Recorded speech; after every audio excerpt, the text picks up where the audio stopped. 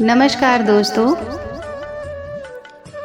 आज की कथा है शीतला माता की पावन कथा।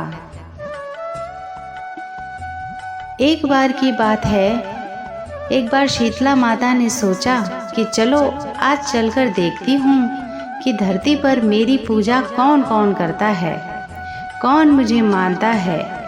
यही सोचकर शीतला माता धरती पर राजस्थान के डूंगरी गांव में एक बूढ़ी माई के वेश में आई और देखा कि इस गांव में मेरा मंदिर भी नहीं है और ना ही कोई मेरी पूजा करता है।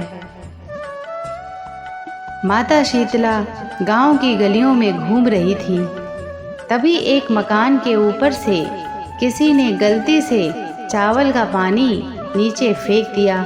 उबलता हुआ पानी शीतला माता के ऊपर गिरा, जिससे शीतला माता के शरीर में फफोले पड़ गए और उनके पूरे शरीर में जलन होने लगी। शीतला माता गांव में इधर उधर भाग भाग कर चिल्लाने लगी, अरे मैं जल गई, मेरा शरीर तप रहा है, जल रहा है, कोई मेरी मदद करो। लेकिन उस गांव में किसी ने शीतला माता की मदद नहीं की। कि तभी अपने घर के बाहर एक कुम्हारन बैठी थी। उस कुम्हारन ने देखा कि अरे यह बूढ़ी माई तो बहुत जल गई है, इसके पूरे शरीर में फफोले पड़ गए हैं, यह तपन सहन नहीं कर पा रही है।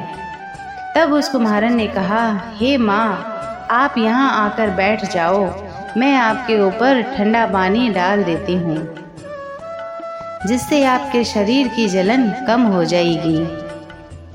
कुम्हारन ने उस बूढ़ी माई पर खूब ठंडा पानी डाला और बोली, हे माँ, मेरे घर में रात की बनी हुई रोटी रखी है, थोड़ा दही भी है। शीतला माता ने ज्वार के आटे की बासी रोटी और दही खाया, इससे शरीर में ठंडाई मिली। तब उस कुम्हारन ने कहा, आओ माँ, मैं आपके बाल संवार दूँ। और वह माँ के बालों में कंघी करने लगी। अचानक कुम्हारन की नज़र उस बूढ़ी माई के सिर पर पड़ी तो उन्होंने देखा कि एक आंख बालों के अंदर छिपी है। यह देखकर कुम्हारन डर के कारण घबरा कर भागने लगी। तभी बूढ़ी माई ने कहा कि रुक जा बेटी, डर मत, मैं कोई भूत प्रेत नहीं हूँ, मैं शीतला देवी हूँ। मैं तो इस धरती पर देखने आई थी कि मुझे कौन कौन मानता है, मेरी कौन कौन पूजा करता है।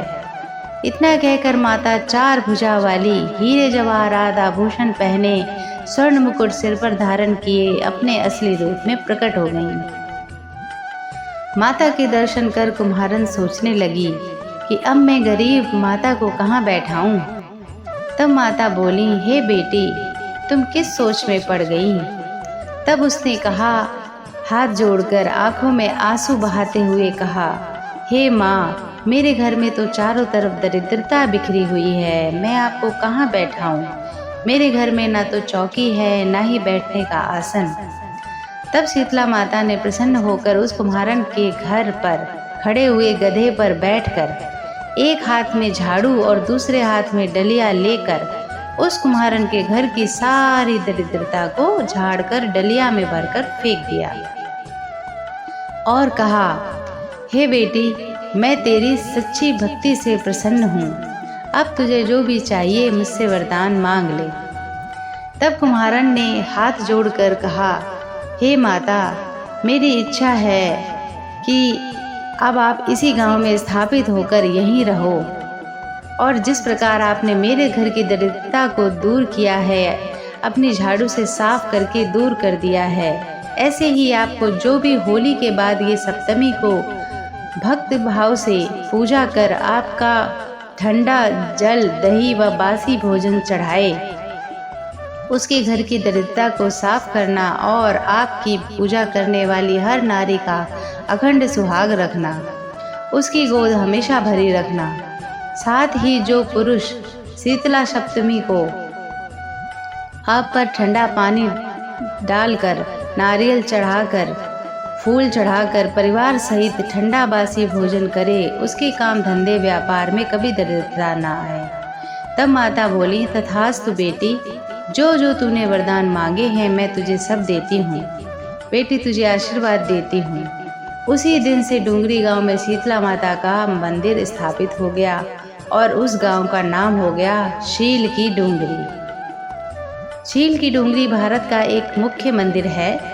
शीतला सप्तमी पर वहाँ पर बहुत विशाल मेला लगता है। इस कथा को पढ़ने से घर की दरिद्रता का नाश होने के साथ साथ सभी मनोकामनाएं पूरी होती हैं। जय माँ शीतला सबका कल्याण करें।